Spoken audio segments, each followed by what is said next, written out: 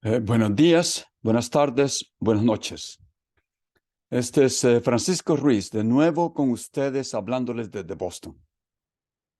Estamos en el proceso de entender lo que quiere decir la corriente filosófica para adquirir conocimientos verdaderos llamado racionalismo. Estamos hablando acerca del filósofo Descartes. Ahora, vamos a empezar un poco más de lleno, después que ya hemos hablado de su contexto histórico, acerca de las meditaciones.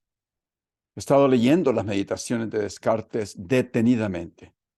Voy a intentar seguir su pensamiento paso por paso, pero puede ser que tenga que saltarme algunos pasos para no hacer estos episodios más largos de lo normal. En el último episodio hablamos que Descartes andaba buscando un principio, un axioma tan evidente del cual uno no pudiera nunca dudar. Y él se preguntaba, ¿cómo encontraré tal noción, tal idea, tal principio fundamental o tal creencia? Y Descartes se responde con un método. Lo llamamos el método de la duda. Bueno, ¿qué es este método? Se preguntarán ustedes. Bueno, globalmente, aquí estamos hablando de una corriente filosófica llamada escepticismo, que se puede definir como una actitud o un abordaje hacia la realidad de las cosas, donde uno duda de su verdad o justificación para la verdad. Hay muchas clases, si yo pudiera decirlo, de escepticismo. Unos escépticos dudan que la realidad de nuestra vida diaria exista. Otros dudan que lleguemos algún día a conocer las doctrinas morales. Algunos otros no piensan que alguna vez podamos adquirir conocimientos verdaderos. Pero popularmente podríamos decir que el escepticismo es como una actitud de cuestionamiento o duda hacia afirmaciones de conocimiento que el escéptico la ve como meras creencias o dogmas. Por ejemplo, si una persona es escéptica acerca de las afirmaciones de su gobierno o acerca de las afirmaciones hechas por su presidente, as- eh, tal vez acerca de cómo combatir terrorismo o tal vez hablando de alguna guerra que está pasando. Si yo soy escéptico o la persona escéptica, va a dudar de que esas afirmaciones de ese presidente, de ese gobierno, sean precisas. Esta actitud de dudar generalmente de todo estaba de moda en el tiempo de Descartes. Había estado tomando mucha fuerza entre los académicos y universidades en la era de transición del siglo XVII, el siglo de Descartes. Las viejas creencias religiosas y pensamientos filosóficos estaban perdiendo su credibilidad. La iglesia estaba perdiendo completamente su credibilidad. Y al mismo tiempo, podemos observar en la historia que habían surgido nuevas teorías científicas que asustaban a los devotos y a los no devotos, asustaban a la gente, y que por ello todo el mundo las ponía también bajo fuego, porque aún no estaban establecidas sobre una base filosófica firme. Entonces hagamos una pausa aquí, breve, para recordarnos de lo que aprendimos en el colegio. Recordemos algunos eventos del momento histórico de Descartes. Les ofrezco algunos ejemplos de esos avances científicos que conmovían el status quo, el establecimiento religioso y filosófico de su tiempo, y que ustedes, estoy seguro, estudiaron en el colegio, estoy seguro. Primero, un astrónomo y matemático alemán llamado Kepler acababa de descubrir las tres leyes del movimiento de los planetas, que describen su traslación alrededor del Sol como elipses y no como círculos perfectos como se entendía en esos momentos. Kepler también sugirió cómo poder hacer un microscopio. Otro, un médico inglés llamado Harvey, describe con mucho detalle nuestro aparato circulatorio. la circulación de la sangre. Otro médico inglés llamado Gilberto descubre el campo magnético de la Tierra y, por supuesto, el gran descubrimiento, invento, se lo debemos a Galileo Galilei, inventando el telescopio en este siglo y al mismo tiempo haciendo las observaciones telescópicas de las manchas solares y al mismo tiempo desarrollando una teoría antes que Newton lo probara con su ley de gravitación universal, que los cuerpos cuando caen libremente bajan a una aceleración constante.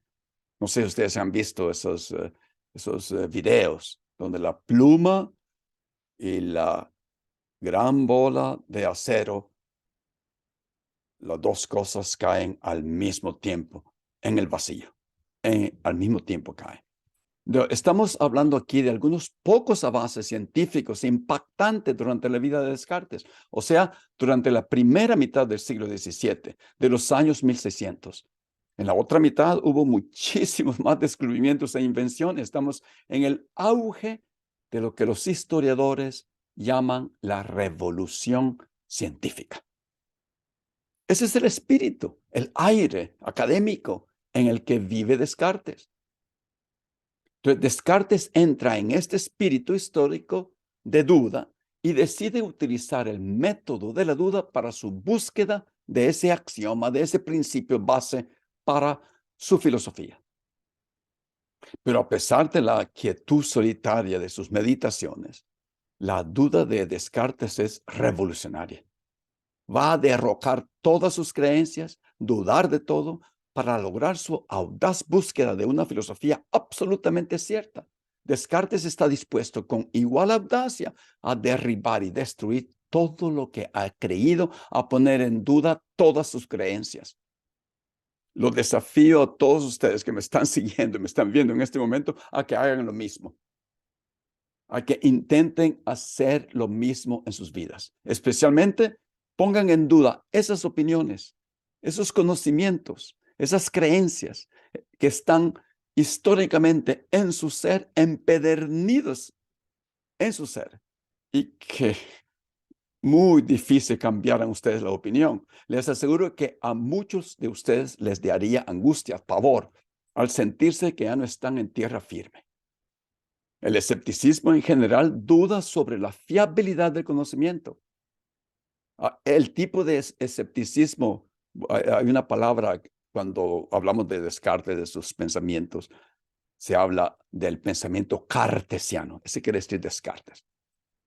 Se denomina escepticismo metódico o metodológico, el escepticismo de Descartes, porque él usa la duda metódicamente para llegar al conocimiento verdadero. Descartes utiliza el escepticismo metodológico para derrocar sus creencias. Ok, comencemos con sus meditaciones. Vamos a ver cómo hacemos esto. Puede ser que tome 2 episodios para la meditación número 1. Su título es De las cosas de las que podemos dudar. Al principio de su primera meditación, Descartes explica su método, su escepticismo metodológico, el plan que él va a desarrollar para todas sus meditaciones. Para poder entender esto mejor, imaginémonos por un momento que dividimos nuestras creencias, opiniones, conocimientos en 2 grupos. En una categoría, pudiéramos poner esas creencias o conocimientos que creemos, los aceptamos como ciertos, pero no absolutamente ciertos, solamente con una alta probabilidad de serlo. Porque siempre cabe la pequeña duda que pueda ser que no sean ciertos. Le voy a dar un ejemplo. Yo aprendí en el colegio San José de Santa Ana, El Salvador, que el agua hierve a los 100 grados centígrados de temperatura. Y yo he creído en ese concepto porque no creo que me hayan engañado los curas del Colegio San José. O bueno, no creo que me hayan enseñado algo erróneo o que los científicos que decidieron imprimir en los textos ese dato se hayan equivocado. Estoy seguro que hicieron algún tipo de experimento para probarlo, pero resulta que no se garantiza absolutamente que el agua siempre va a hervir a 100 grados, no importa qué. Puede ser, como sucede frecuentemente en el campo científico, que ese conocimiento o creencia que tengo del agua no sea 100% cierta. Sí es muy probable, pero no 100% cierto. Puede ser que los científicos hayan hecho un error mediante la temperatura, midiendo la temperatura. Los científicos se equivocan frecuentemente. Nosotros diariamente nos damos cuenta de eso. Esa es la naturaleza de la ciencia. Entonces, puede ser que haya situaciones cuando eso no suceda, que haya excepciones a ese dato. Bueno, la altura influye. Arriba del volcán de Santa Ana es diferente que bajando a la playa de Libertad para hervir el agua. Por lo tanto, es muy posible que todos los conocimientos científicos tengamos que ponerlos en este grupo, en el grupo de probablemente ciertos, pero no absolutamente y universalmente ciertos. En la segunda categoría, o grupo de conocimientos, nosotros pudiéramos poner esos conocimientos absolutos, que son 100% certeros y verdaderos. Yo no les puedo dar un ejemplo en este momento. No puedo pensar en un ejemplo de esos. No sé cuáles son esos conocimientos. Y aquí está el detalle. Descartes definitivamente tendrá una idea sólida de esos conocimientos. Entonces, lo que Descartes quiere, la meta de todo su proyecto en sus meditaciones, es el de encontrar esos conocimientos que son 100% verdaderos. Para esto, él toma la postura de comenzar a dudar de todos los conocimientos del primer grupo, los que son probablemente ciertos. Él quiere construir un fundamento inequivocable, unos firmes cimientos en los cuales puedan apoyarse otros conocimientos para garantizar que son ciertos definitivamente. Pero este plan, repito, Descartes lo desglosa en sus 6 meditaciones. En la meditación número 1, de la que estamos hablando, encuentra que sus creencias y conocimientos son solamente probablemente verdaderos y por lo tanto los descarta todos completamente. Él dice lo siguiente al principio de la meditación número 1: la razón me lleva ahora a pensar que debo abstenerme de dar mi asentimiento a las opiniones que no son del todo ciertas e indudables, con el mismo cuidado que lo hago con las que son manifiestamente falsas. Así que, a los efectos de rechazar todas mis opiniones, bastará que encuentre en cada una de ellas al menos un motivo de duda. No, me imagino que ustedes ya se dieron cuenta de un problemita aquí. Y Descartes se ha metido en un problemita aquí.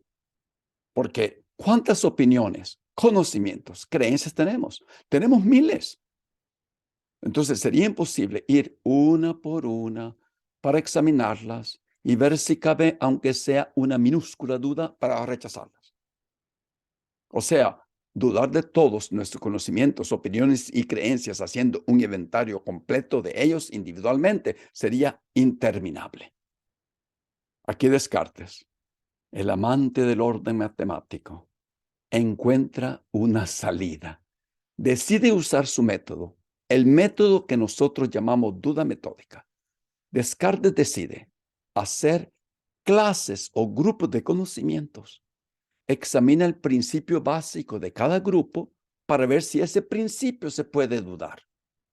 Y si entra la más leve de las dudas, descarta todos esos conocimientos que se basan en ese principio. Este es su método de la duda. Él escribe: y para ello no necesitaré recorrerlos individualmente, lo que sería una tarea interminable. Una vez que se socavan los cimientos de un edificio, él pone ese como un ejemplo, todo lo construido sobre ellos se derrumba por sí solo. Así que iré directamente a los principios básicos sobre los que descansaban todas mis creencias anteriores. Entonces, el primer grupo de conocimientos que descubre son todos esos adquiridos por los sentidos, por la vista, por el olfato, por el oído, por el tacto, etcétera. En otras palabras, el principio básico aquí es el principio donde yacen todos estos conocimientos. Nosotros lo podemos describir como hay que tenerle confianza a los sentidos para adquirir conocimientos.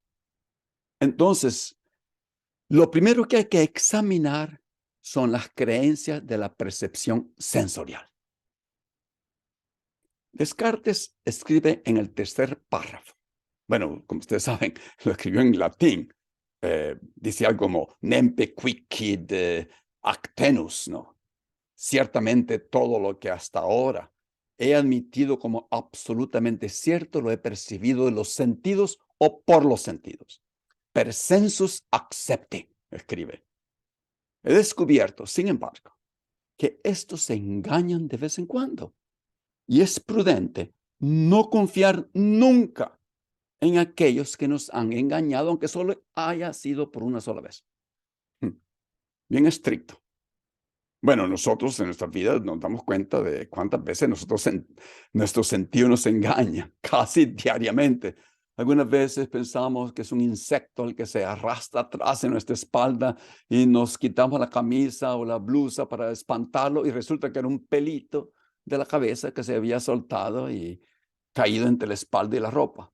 Otras veces vemos personas que se mueven en la noche y resultan ser sombras de los árboles azotados por el viento. Otras veces, la vara que yo metía en el río Lempa del Salvador, cuando de pequeño jugaba, veía que se doblaba al entrar. La sacaba y la veía recta. La volvía a meter y se doblaba. Y yo de pequeño decía, oh, esta se dobla, pero no está doblada, está recta. ¿Qué pasa aquí? Bueno, los ejemplos de Descartes son de su tiempo, obviamente. Él dice, el aspecto que tienen los objetos distantes a simple vista, por ejemplo, ahora lo niega el telescopio, porque Galileo había inventado el telescopio en 1609. El microscopio, ¿no?, diseñado por Kepler en 1611, niega ahora el aspecto de los objetos diminutos a simple vista. Escribe Descartes. Entonces, claramente, dice Descartes, los sentidos no son dignos de confianza como fuente de certeza. Lo que me ha engañado una vez puede volver a engañarme. Así que Descartes, en este paso, decide descartar todos los conocimientos recibidos por los sentidos. Aquel principio que hay que tenerle confianza a los sentidos es derrocado. Y todos esos conocimientos que se apoyaban en él. Entonces, recordemos lo que yo dije en el primer episodio acerca de Descartes. Él tiene tres requisitos para encontrar un principio básico y primero, que la proposición sea imposible de dudar. Segundo, que sea una verdad última, que no se apoye en ninguna otra verdad. Y tercero, que se trate de algo que exista. No podemos estar hablando de unicornios, por ejemplo, aquí. Entonces, después de haber descartado todos los conocimientos obtenidos por los sentidos, en su meditación número 1, Descartes hace una pausa y da un paso hacia atrás y dice, tal vez me estoy equivocando aquí, porque al pensarlo seriamente, no soy capaz de dudar que estoy aquí físicamente presente en mi recámara, en mi cuarto, en mi sala. Y esto no lo puedo dudar. Yo lo veo. Él escribe lo siguiente: sin embargo, podría ser que, aunque a veces los sentidos nos engañan acerca de cosas pequeñas y muy distintas y muy distantes, hubiera, sin embargo, muchas otras de las que no se puede dudar, aunque hayan provenido de los sentidos. Como que ahora estoy aquí, que me hallo sentado junto al fuego, no estaba enfrente de su fogata en su sala de estar.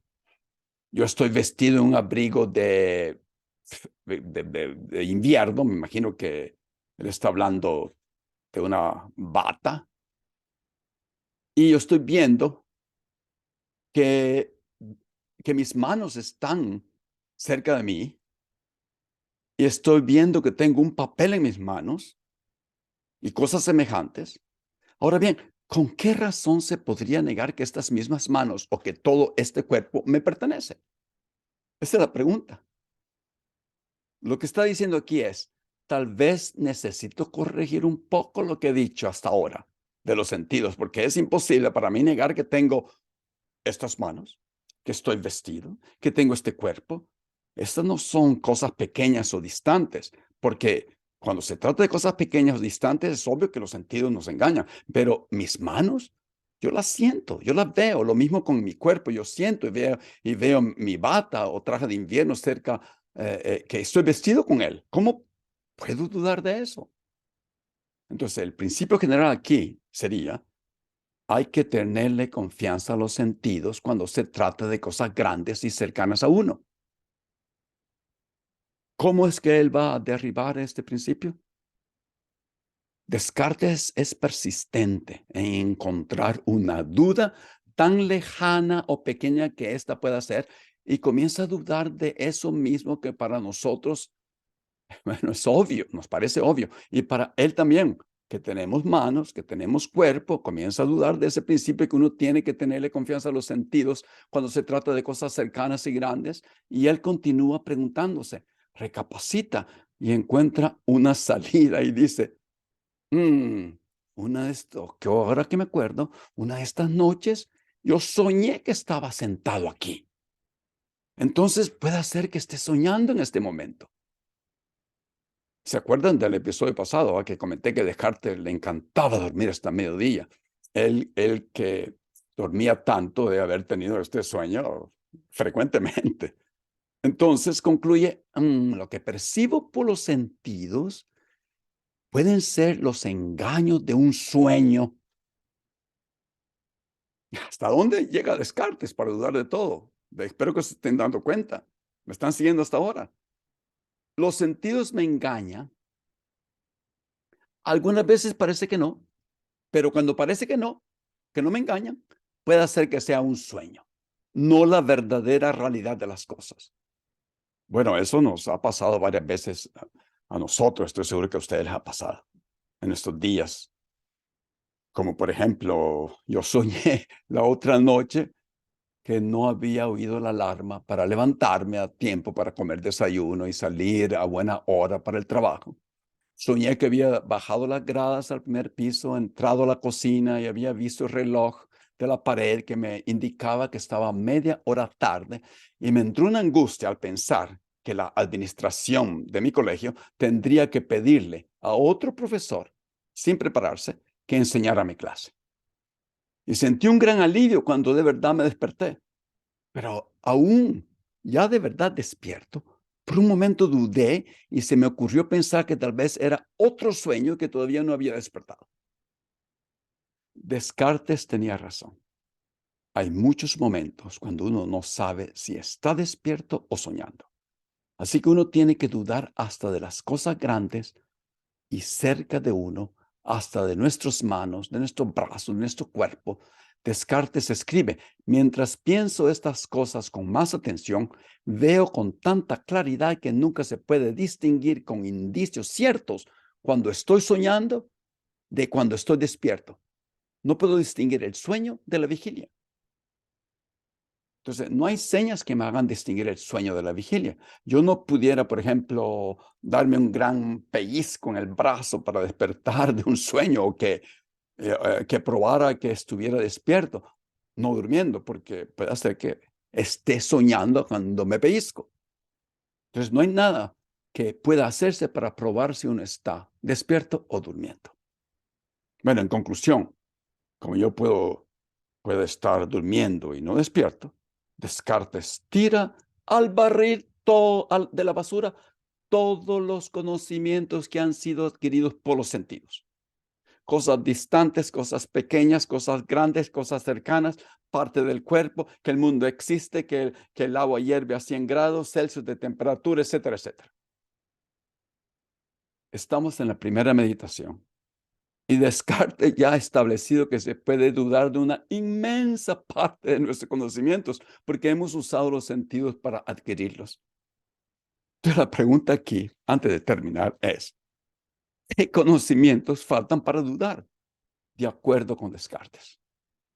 Vamos a dejar esta pregunta en suspenso. Seguiremos con la meditación número 1 en el próximo episodio. Gracias por estar conmigo y nos vemos pronto, espero.